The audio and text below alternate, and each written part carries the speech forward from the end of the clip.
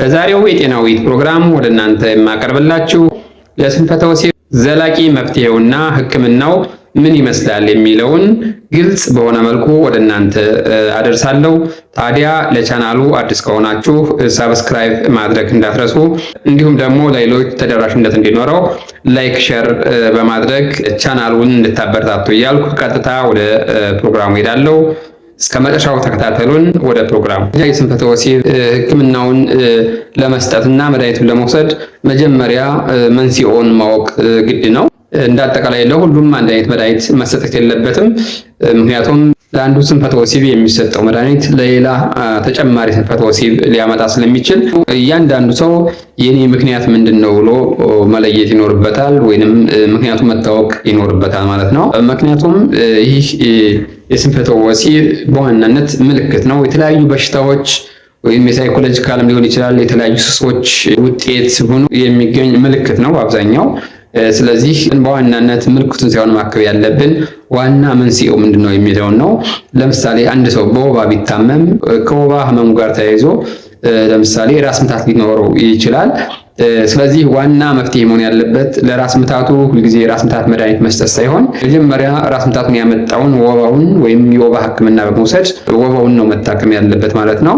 ስለዚህ እንደዛም ሁሉ ለስንፈተ ወሲብም ማድረግ ያለብን ዋናውን ስንፈተ ወሲብ ያመጣውን ዋናውን መንስኤ ማከም ነው ያለብን እንጂ ብዙ ጊዜ በተደጋጋሚ ለስንፈተ ወሲብ እየተባለ የተለያየ መድኃኒት ብንወስድ ለዕለቱ ያስታገሰ ሊመስለን ይችላል። ነገር ግን መንስኤው እስካልታከመ ድረስ ችግሩ እስከ መጨረሻው ድረስ ዘላቂነት ይኖረዋል ማለት ነው። ስለዚህ መጀመሪያ የዚህ አይነት ችግር ሲያጋጥም ወደ ሐኪም ቤት በመሄድ ለሐኪሙ ያለውን ችግር መናገር፣ ምን ያክል ጊዜ እንደተከሰተ፣ ከዚህ በፊትስ ተጓዳኝ ህመም አለበት የለበትም፣ እንዲሁም ደግሞ ለተጓዳኝ ህመም የሚወስዳቸው መድኃኒቶች መታወቅ ይኖርባቸዋል። እንዲሁም ደግሞ ጥንዶቹ ያላቸው ሪሌሽን መታወቅ ይኖርበታል። ጭንቀት አለው ወይ ሱስ አለው ወይ የሚለው ነገር በደንብ ከታወቀ በኋላ የተለያዩ ምርመራዎች ይደረግለታል።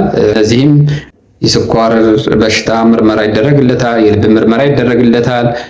እንዲሁም ደግሞ የተለያዩ ኢንፌክሽኖች ሊያመጡ ስለሚችሉ የአባላዘር በሽታ ምርመራ ሊደረግለት ይችላል። የሽንት ቧንቧ ኢንፌክሽን ምርመራ ሊደረግ ይችላል። የተለያዩ ሴክስ ሆርሞኖች መመንጨት ምክንያት የሚሆኑትን የተለያዩ ምርመራዎች ይደረጋል። ለምሳሌ ቪታሚን ዲ ሊሆን ይችላል። የተለያዩ የሆርሞን ምርመራዎች ሊደረጉ ይችላል። ቴስቴስትሮን፣ ኢስትሮጅን ለሴቶች፣ ፕሮላክቲን እንዲሁም ደግሞ ከእንቅርት ጋር ተያይዞ አንዱ ችግር ስለሆነ የእንቅርት ሆርሞኖች ምርመራ ሊደረግ ይችላል። እንዲሁም ደግሞ ዋነኛው ምክንያት ደግሞ ወደ ብልት የሚወስደው የደም ስር ጥበት ሊሆን ይችላል፣ መቁሰል ሊሆን ይችላል። ስለዚህ እነዛን እንዲጠቡ ያደረጋቸው ምናልባትም የጮማ ክምችት ሊሆን ይችላል። ከዛም ጋር ተያይዞ ሊፒድ ፕሮፋይል የምንለው የጮማ ወይንም የስብ ክምችቱን በደም ምርመራ ይደረግለታል ማለት ነው። እንዲሁም ደግሞ የደም ጥበት የደም መስመሩ መጥበብ ካለም ደግሞ የዶፕለር አልትራሳውንድ የምንለው የአልትራሳውንድ ምርመራ ሁሉ ሊደረግ ይችላል ማለት ነው። ከዛም እነዚህ ምርመራዎች ከተደረጉ በኋላ ሕክምናው እንደ መንስኤው ወይንም እንደ ምክንያቱ ሕክምናው ይደረጋል ማለት ነው። ስለዚህ እንደ አጠቃላይ ግን የሕክምና አማራጮቹን በስድስት ከፍለን ማየት እንችላለን። አንደኛውና የመጀመሪያው ከምንም አይነት ሱስ መታቀብ ነው፣ ወይንም ምንም አይነት ሱስ እንዳይኖር ማድረግ ይኖርበታል ማለት ነው። ለምሳሌ ጫት ሱስ ካለበት ጫት ማቆም ይኖርበታል። ሲጋራ ማቆም ይኖርበታል። አልኮል እንዲሁ መቀነስ ወይም ማቆም ይኖርበታል። እንዲሁም ደግሞ ፖርኖግራፊ አዲክትድ ከሆነም ይሄንን በምንም አይነት ምክንያት መቀጠል የለበትም። እነዚህን ማቆም ይኖርበታል። ለምሳሌ ጫትን ብንወስድ ጫት በውስጡ ያለው ኬሚካል አለ። ያ ኬሚካል ምናልባት ለወዳው ሴክስ ፍላጎት ሊኖር ይችላል። ነገር ግን ፍላጎቱ ኑሮትም እንዳይቆም ሊያደርገው ይችላል። ወይም ደግሞ ግንኙነት እንደጀመረ ደግሞ ወዳው የመጨረስ ችግር ሊያመጣ ይችላል። እንዲሁም ጫት በራሱ ወይም የተለያዩ ሱሶች እንቅልፍን በጣም ይረብሻሉ። በቂ እንቅልፍ እንዳያገኝ ያደርጉታል ማለት ነው። ከዛ ጋር ተያይዞ ደግሞ ቴስቴስትሮን እንዳይመነጭ ያደርጋል። ቴስቴስትሮን ከዛ ደግሞ ፍላጎቱም ይቀንሳል። እንዲሁም ደግሞ ሌሎችንም አይነት የወሲብ ችግሮች ያመጣል ማለት ነው። ሁለተኛው መፍትሄ ደግሞ አመጋገብን ማስተካከል ነው። አመጋገብን ማስተካከል ስንል እንግዲህ በምንወስዳቸው ምግቦች በውስጣቸው የተለያዩ ሆርሞኖችን የተለያዩ ኬሚካሎችን በውስጣቸው ይዘዋል። ይሄ ቴስቴስትሮን የያዙ ሊሆን ይችላሉ። ናይትሪክ ኦክሳይድ በዋናነት የወንድ ልጅ ብልት የደም ፍሰቱ እንዲጨምር የሚያደርግ ነው። እንዲሁም ቴስቴስትሮን ፍላጎት እንዲጨምር የሚያደርግ ነው። ስለዚህ አመጋገቡን ማስተካከል ይኖርበታል ማለት ነው። በጣም በዋናነት የሚመከሩት ምግቦች ደግሞ ፕሮቲን የበዛባቸው ምግቦች እንደ እንቁላል ሊሆን ይችላል፣ ዶሮ፣ አሳ ሊሆን ይችላል፣ አተር፣ ሽምብራ፣ ባቄላ ሊሆን ይችላል። እነዚህን ፕሮቲን የበለጸጉ ምግቦችን ማዘውተር ይኖርበታል። እንዲሁም ደግሞ አትክልት፣ ፍራፍሬ እንዲሁም ግሪን ሊፍ የምንላቸውን ይሄ አረንጓዴ አትክልቶች ሊሆን ይችላል፣ ሀብሀብ ሊሆን ይችላል። እንዲህ አይነት ነገሮችን ማዘውተር ይኖርበታል ማለት ነው። ብዙ ጊዜ እነዚህ ነገሮች በውስጣቸው የተለያዩ አሚኖ አሲዶችን ይዘዋል። ዚንክ አላቸው። እነዚህ የተለያዩ አሚኖ አሲዶች፣ ዚንኮች ደግሞ ወሲብን ፍላጎት እንዲጨምር ያደርጋሉ፣ የደም ፍሰትን ይጨምራሉ። ስለዚህ እነዚህ ላይ ማዘውተር ይኖርበታል ማለት ነው። በተቃራኒው ደግሞ በጣም ጣፋጭ ኃይል ሰጭ ምግቦች የምንላቸውን የካርቦሃይድሬት ተዋጽኦችን የላሙ እና አሰርነታቸው የወጣ በፋብሪካ ተቀነባብረው የወጡ ምግቦችን መቀነስ ይኖራል። እንደ ፓስታ፣ መኮረኒ፣ ኬክ ሊሆን ይችላል። የተለያዩ ጣፋጭ ነገሮችን እና ጣፋጭ መጠጦችን፣ ለስላሳ መጠጦችን መቀነስ ይኖርበታል። እንዲሁም ደግሞ ቅባትነት የበዛባቸውን በተለይ የሚረቡ የቅቤ ውጤቶችን መቀነስ ይኖርበታል ማለት ነው። ሌላውና ሶስተኛው ደግሞ የሚመከረው ስፖርት መስራት ነው። 40% አካባቢ ስፖርት መስራት ይህን ችግር ይቀርፋል ተብሎ ይታሰባል። በተለይ ፐልቪክ ፍሎር መስል ኤክሰርሳይዝ የምንላቸው የዳሌ አካባቢ ያሉ ዳሌና ብልት አካባቢ ያሉ ጡንቻዎች እንዲሰለጥኑ እንዲዳብሩ ማድረግ፣ በተለይ ኬግል ኤክሰርሳይዝ የደም ፍሰቱን በደንብ እንዲጨምርና ብልት አካባቢ ያሉትን ጡንቻዎች እንዲጠነክሩ ያደርጋል ማለት ነው። ስለዚህ በግንኙነት ጊዜ ተቆጣጥሮ ለብዙ ሰዓት እንዲቆይም ያስችላሉ ማለት ነው። እንዲሁም ከዚህ ጋር ተያይዞ ለምሳሌ ሰገራ መውጫን ቆንጥጦ በመያዝ ብልት ወደ ውስጥ እንዲገባ ማድረግና እዛ አካባቢ ያለው ጡንቻ እንዲጠነክር በማድረግ አንዱ መፍትሄ ነው። ነገር ግን በአንዴው ውጤት መጠበቅ የለብንም። በተደጋጋሚ ለብዙ ጊዜ መስራት ይኖርብናል። ለ3 ወር ለ6 ወር መስራት ይኖርብናል። በቀን ለ30 ጊዜ ለ5 ሰከንድ የሚቆይ ውጤቱን ግን በአንዴው ላናየው ስለምንችል መሰልቸት መኖር የለበትም። በተደጋጋሚ ይሄን የምንሰራ ከሆነ እንዲሁም ደግሞ ውፍረት መቀነስ ይኖርብናል። ምክንያቱም ከውፍረት ጋር ተያይዞ የጮማ ክምችቱ ወደ ብልት የሚሄደውን የደም ፍሰት ስለሚዘጋው አንዱ ምክንያት ሊሆን ስለሚችል ውፍረትን ማስተካከል ግዴታ ነው ማለት ነው። ቢኤምአይ ከ18 እስከ 24.9 እንዲሆን ይመከራል በዋናነት። ስለዚህ ውፍረትን ስፖርት በመስራት ውፍረትንም መቀነስ ይኖርብናል ማለት ነው። አራተኛው ሌላው መፍትሄ በቂ እንቅልፍ ማግኘት ይኖርብናል ወይም መተኛት ይኖርብናል። እንግዲህ በቂ እንቅልፍ ስንል ከ8 ሰዓት ከ9 ሰዓት አንድ ሰው በ24 ሰዓት ውስጥ መተኛት ይኖርበታል። በዚህን ጊዜ ብዙ ጊዜ ቴስቴስትሮን ሆርሞን የሚመነጨው ሌሊት ላይ ወይንም በቂ እንቅልፍ ስንወስድ ነው። ለምሳሌ ብዙ ጊዜ ወንድ ልጅ ብልት ብዙ የጧጧት ይቆማል። ይህም በቂ እንቅልፍ ጋር ተያይዞ ቴስቴስትሮኑ በበቂ ሁኔታ የመመንጨቱ አንዱ ምልክት ነው ማለት ነው። ስለዚህ በቂ እንቅልፍ ማግኘት ይኖርብናል ማለት ነው። ነገር ግን ለምሳሌ ከበቂ እንቅልፍ ውስጥ የመኝታ ሰዓታችን ቁጥር በአንድ ሰዓት በቀነስ ነው ቁጥር የቴስቴስትሮን መጠኑ ደግሞ በ6% እየቀነሰ ሄዳ ማለት ነው። ስለዚህ ጤናማ የሆነ ወሲብ እንዲኖር ቴስቴስትሮን አስፈላጊ ነው። ስለዚህ በቂ እንቅልፍ እዚህም ብቻ ሳይሆን ጤናችን እንድንጠብቅ በቂ እንቅልፍ ያስፈልገናል ማለት ነው። ሌላውና አምስተኛው መፍትሄ ደግሞ ጭንቀትን መቀነስ ነው። እንግዲህ ጭንቀትን በተለያየ መልኩ እንደ እያንዳንዳችን ጭንቀት መቀነሻ መንገዳችን ሊለያይ ይችላል። አንዳንድ ሰው ጸሎት ማድረግ ሊሆን ይችላል። አንዳንድ ሰው ስፖርት መስራት፣ መዋኘት ሊሆን ይችላል። ሳይክል መንዳት ሊሆን ይችላል። ወደ መዝናኛ በመሄድ ጭንቀትን መቀነስ ሊሆን ይችላል። ስለዚህ በተለያየ ምክንያት ጭንቀትን ማስወገድ ይኖርብናል። ወይንም ደግሞ ከባለትዳር አጋራችን ጋር ግልጽ የሆነ ውይይት ማድረግ፣ እንዲሁም በዚህም የማይፈታ ከሆነ ደግሞ ሳይኮቴራፒ ሊያስፈልግ ይችላል። ስለዚህ የስነ አእምሮ ባለሙያ ማማከል ሊኖርብን ይችላል። የተለያዩ ቢሄቪራል ቴራፒዎችን ማድረግ ሊኖርብን ይችላል። ስለዚህ ለምሳሌ በግንኙነት ጊዜ ቶሎ ጨርሳለሁ አልጨርስም የሚለውን ጭንቀት ማስወገድ ይኖርብናል። ይሄ ማይንድፉልነስ የሚባለው በዕለቱ የሚያደርገውን የዕለቱን ማሰብ አለበት። እንደውም አቴንሽኑን ዳይቨርት በማድረግ ያንን ማስወገድ ይኖርበታል ማለት ነው። እንዲሁም ደግሞ ይሄንን በተለያየ መልኩ ማስተካከል ይቻላል። የተለያዩ ቴክኒኮችን መጠቀም ይቻላል። ለምሳሌ ይሄ ስታርት ኤንድ ስቶፕ የሚባለው ቴክኒክ መጠቀም ሊሆን ይችላል። ፖዚሽን በመቀየር ሊሆን ይችላል።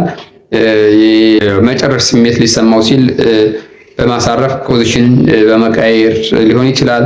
እንዲሁም ደግሞ የሁለቱም ጥንዶች ምክክር ያማከለ ስኩዊዚንግ ቴክኒክ የሚባለው የመጨረስ ስሜት ሲሰማው ጨምቆ በመያዝ ማቋረጥና እንደገና በማስገባት ሊሆን ይችላል። ምናልባት ይሄ የሁለቱም ስምምነት ከሌለ ዲስትራክቲንግ ሊሆን ይችላል። ግን በሁለቱም ስምምነት የሚደረግ አይነት ቴክኒክ ነው። ከተስማሙበት ይህን በማድረግ ግንኙነቱን ማስቀጠል ይቻላል። ሌላውና ስድስተኛው መፍትሄ ደግሞ በሐኪም ትዕዛዝ የሚሰጡ መድኃኒቶችን መውሰድ ይሆናል ማለት ነው። ስለዚህ ይሄ ሌላው ተጨማሪ አማራጭ ነው። እነዚህ ተጨማሪ ሕክምናዎች እስካሁን ለነገርኳችሁ መፍትሄዎች ተጨማሪ የምንላቸው ናቸው። በሐኪም ትዕዛዝ የሚደረገው ሕክምና መንስኤውን ታይቶ በመጣው የላብራቶሪ ውጤት መሰረት ያን ማከም ነው። ኢንፌክሽን ካለ ኢንፌክሽኑን ማከም ሊሆን ይችላል። የስኳር የልብ ህመም ችግር ካለ ስኳሩንም ግፊቱን በትክክል መቆጣጠር፣ እንዲሁም ደግሞ ለምሳሌ የሆርሞን እጥረት ካለ የሆርሞን ህክምና ማድረግ፣ ሆርሞን ቴራፒ ሊሆን ይችላል። ቴስቴስትሮን እጥረት ካለ ቴስቴስትሮንን በተለያየ መንገድ ሊሰጠው ይችላል። እንዲሁም ደግሞ ከቪታሚን ዲ ለምሳሌ ከቪታሚን ዲ እጥረት ጋር ተያይዞ ከሆነ ደግሞ ቪታሚን ዲ መውሰድ ሊኖርበት ይችላል። እንዲሁም የጮማ ክምችት ጋር ተያይዞ የደም ፍሰቱ ወደ ብልት አለመሄድ ከሆነ ያንን የሚቀንሱ የተለያዩ መድኃኒቶች ይሰጡታል ማለት ነው። ይህንንም ሐኪሙ ጋር በመነጋገር መታከም ይቻላል። ሌላውና አጋዥ የምንላቸው ደግሞ ምልክቱን የሚያክሙልን እንደየምክንያቱ ሊለያዩ ይችላሉ። ለምሳሌ ወንድ ልጅ ቶሎ የመጨረስ ችግር ከሆነ ሴሮቶኒን ሪአፕቴክ ኢንሂቢተር የምንላቸው መድኃኒቶች ሊሰጡ ይችላሉ። ነገር ግን ቀጥታ ፋርማሲ በመግዛት የሚወሰዱ አይደሉም። ከሐኪም ጋር በመነጋገር የሚወሰዱ ናቸው። የተወሰኑት ለምሳሌ እንደ ዳፓክሲቲን የምንላቸው በየቀኑ ሊወሰዱ የሚችሉ ናቸው። ነገር ግን ይህም በሐኪም ትዕዛዝ የሚወሰድ ነው። ምናልባትም አንዴ ከተወሰደ ለምሳሌ ለ24 ሰዓት ሊያገለግል ይችላል። ሲያስፈልግ የሚወሰድ ነው። ምናልባትም በሁሉም ሀገሮች ፍቃድ ላይኖረው ይችላል። ነገር ግን ከሐኪሙ ጋር ተነጋግሮ ሊወሰድ ይችላል። ሁለተኛው አይነት ደግሞ እንዲሁ በየቀኑ የሚወሰዱ ሆነው በተከታታይ ለብዙ ጊዜ የሚወሰዱ ናቸው። ነገር ግን ውጤቱን ለማግኘት 2 ሳምንት 3 ሳምንት ሊፈጅ ይችላል። አንዴው በመጀመሪያው እንደተወሰደ ውጤታማ ሊሆን ይችላል። ከ2 ከ3 ሳምንት በኋላ ውጤታማ መሆኑን ሊጀምር ይችላል ማለት ነው። ለምሳሌ አንድ ሰው መጀመሪያ በአንድ ደቂቃ ውስጥ የሚጨርስ ከሆነ የመጀመሪያውን 10 እጥፍ የመጨመር አቅም አላቸው። ለምሳሌ 1 ደቂቃ የሚቆይ ከሆነ 10 ደቂቃ ሊያስቀጥሉት ይችላሉ። ነገር ግን እነዚህ መድኃኒቶች በሐኪም ትዕዛዝ የሚሰጡ ናቸው። ሲቋረጡም በሐኪም ትዕዛዝ መሰረት ነው የሚቋረጡት እንጂ ወዲያውኑ ማቋረጥ የራሱ ችግር አለው። እንዲሁም ሲወሰዱም የራሳቸው የጎንዮሽ ጉዳት አላቸው። መወሰድ ያለባቸው በሐኪም ትዕዛዝና ከሐኪም ጋር ተነጋግሮ ብቻ ነው ማለት ነው። እነዚህም ፍሎግዚቲን፣ ፓሮግዚቲን፣ ሰርትላኒን የምንላቸው መድኃኒቶች ናቸው ማለት ነው። በመሰረቱ እነዚህ መድኃኒቶች የአንቲዲፕረሳንት የምንላቸው የድብርት መድኃኒቶች ናቸው። ስለዚህ በሐኪም ትዕዛዝ ብቻ የሚሰጡ ናቸው ማለት ነው። ሌላው ደግሞ የመቆም ችግር ካለበት ደግሞ ፎስፎዳይስተሬዝ ኢንሂቢተር የምንላቸው የቪያግራ ዝርያዎች ናቸው ማለት ነው። እነዚህ የሚወሰዱት ብዙ ጊዜ የመቆም ችግር ላለበት የደም ፍሎውን እንዲጨምርና የደም ፍሰቱ ወደ ብልት ሂዶ ብልት በቀላሉ እንዲቆም የሚያደርጉ መድኃኒቶች ናቸው ማለት ነው። እነዚህን ለመውሰድ ከሐኪም ጋር መነጋገር ሊያስፈልግ ይችላል። እነዚህም ውጤታማ ካልሆኑ ብዙ ጊዜ በመርፌ የሚሰጡ ሌሎች መድኃኒቶች አሉ። በራሱ ይሄ ሰልፍ ኢንጀክሽን ሜዲኬሽን የምንላቸው ናቸው። አንድ ሰው እንደ ስኳር መድኃኒት በራሱ ቀጥታ የሚወጋቸው ናቸው። አልፕሮስታዲል የሚባሉ አይነት መድኃኒቶች የመቆም ችግር ላለበት ይሰጣሉ። እነዚህም በሐኪም ትዕዛዝ ቢሆኑ ጥሩ ነው። ነገር ግን በራሱ ሰውየው ግንኙነት ጊዜ የሚወጉ ናቸው። በቀላል አይነት መርፌዎች ቀጥታ ወደ ብልቱ ጎንና ጎን ካሉት ጡንቻዎች ላይ በቀጥታ በመስጠት የደም ስር እንዲወጣጠርና የደም ፍሰቱ እንዲጨምር የሚያደርጉ መድኃኒቶች ናቸው ማለት ነው። ብልቱ ላይ ያለውን ጡንቻ በጣም ሪላክስ እንዲያደርግና የደም ስር እንዲሰፋና ከፍተኛ ደም ወደ ብልቱ እንዲገባና ብልቱ እንዲቆም የሚያደርጉ መድኃኒቶች ናቸው ማለት ነው። ሌላው የቶፒካል አነስቴቲክስ የምንላቸው ናቸው። በሽቶ መልኩ ወይንም በክሬም መልኩ የሚሰጡ ናቸው። እነዚህ መድኃኒቶች ብዙ ጊዜ የሚሰጡት የነርቭ ችግር ያለባቸውና በጣም በግንኙነት ጊዜ በጣም ሴንሲቲቭ ለሆኑ ሰዎች እና ወዲያውኑ የሚጨርሱ ሰዎች ለምሳሌ ወደ ብልት እንዳስገባ ሙቀትና እርጥበት ሲሰማው ቶሎ የሚጨርሱ አይነት ሰዎች የሚሰጥ ነው። ያ ማለት ብዙ ጊዜ ከብልቱ ጫፍ ላይ ያለው የሙሽራው ለንክኪው በጣም ሴንሲቲቭ የሆነ ከሆነና ቶሎ የሚጨርስ ከሆነ ያን አካባቢ የሚያደነዝዙ ናቸው። ስለዚህ እነዚህ ሊዶኬን ዝርያዎች ናቸው። ያንን በማደንዘዝ የተወሰነ እንዲቆይ በማድረግ ነው። ስለዚህ የሚሰጠው ደግሞ የመቆም ችግር ሳይኖርባቸው ነገር ግን ቶሎ ለሚጨርስ ነው ማለት ነው። ይህም መድኃኒት ለመቆም ችግር ያለባቸው የሚሰጠው ግን ጭራሹንም እንዲደነዝዝና እንዳይቆም ያደርገዋል ማለት ነው። ስለዚህ ለዚህም ነው በሐኪም ትዕዛዝ መሰጠት አለበት የምንለው እና በስንፈተ ወሲብ ስም ግን እንዳጠቃላይ የሚቀባ መድኃኒት አለ ሲባል የመቆም ችግር ያለበት ሰው ይሄን ቢወስደው ይባሱኑ ሌላ ችግር ያስከትላል ማለት ነው። ለዛም ነው በሐኪም ትዕዛዝና እንደ መንስኤው መወሰድ አለበት የምንለው ማለት ነው። እዚሁ ጋር ተያይዞ ቶፒካል አነስቴቲክ ብዙ ጊዜ ግንኙነት ከማድረጉ ከ10 ከ20 ደቂቃ በፊት ቀድሞ የሚቀባውና የሚረጨው ይሆናል። ነገር ግን በግንኙነት ጊዜ ሴቷ ላይም ማደንዘዝ እንዳያመጣ መታጠብ ይኖርበታል፣ ወይንም ደግሞ ኮንዶም በላይ መጠቀም ይኖርበታል ማለት ነው። ሌላው አማራጭ ይህ መድኃኒትም ካልተገኘ ክላይማክስ ኮንዶም የሚባል ወይንም ዳብል ኮንዶም በመጠቀም ቶሎ የመጨረስ ስሜት ላላቸው ሰዎች ስሜቱ ቶሎ ክላይማክስ እንዳይደርስ የሚያደርግ አይነት ኮንዶም ክላይማክስ ኮንዶምን መጠቀም ይቻላል ማለት ነው። እንዲሁም አንዳንድ ጊዜ ትራማዶል የሚባለው መድኃኒትንም እንዲሁ በግንኙነት ጊዜ መጠቀም የተወሰነ ፕሪማቹር ኢጃኩሌሽን የማከም አቅም አለው ተብሎ ይታሰባል። ሌላው ሆርሞናል ቴራፒ ነው። እንደ ሆርሞኑ የሆርሞን እጥረት ያለበት ሰው ካለ ቴስቴስትሮን እጥረት ካለበት ለምሳሌ ቴስቴስትሮን መስጠት ሊሆን ይችላል። ስለዚህ ሆርሞን ተመርምሮ እጥረት ካለበት ሆርሞናል ቴራፒ ሊሰጠው ይችላል። ሌላው ደግሞ እንዲሁ አጋዥ የሚባሉት ደግሞ ኤሌክትሮን ሾክ ዌቭ ቴራፒ የሚባል አለ። ይሄም የመቆም ችግር ላለበት ሰው ብዙ ጊዜ የሚሰጥ ነው። ምክንያቱም ይሄ ሾክ ዌቭ የደም ስሩን ፍሰቱ እንዲጨምር በማድረግ የደም ስር ቬዝሎች ቁጥራቸው እንዲጨምር በማድረግ የደም ፍሰቱ ወደ ብልት በበቂ ሁኔታ እንዲሄድና እንዲቆም የሚያደርጉ ናቸው ማለት ነው። ሌላው ደግሞ ቫኪዩም ኢሬክሽን ዲቫይስ የሚባለው ነው። ይሄም አንዱ መሳሪያ ነው ማለት ነው። እንዲቆምና ከቆመ በኋላ ደግሞ ግንኙነት እንዲያደርግ የሚያስችል ነው ማለት ነው። ስለዚህ እንደ አጠቃላይ የሕክምና ዘዴዎቹ ይህን ይመስላሉ። እንግዲህ እንደነገርኳችሁ በምክንያቱ መሰረት ሕክምናውን ማድረግ ይኖርብናል ማለት ነው። ለዛሬው የያዝኩላችሁ የጤና ውይይት ይህን ይመስላል። ላይክ፣ ሰብስክራይብ፣ ሼር ማድረግ እንዳትረሱ። በቀጣይ በሌላ ቪዲዮ እስከምንገናኝ ቸር ተመኘን። ባይ ባይ።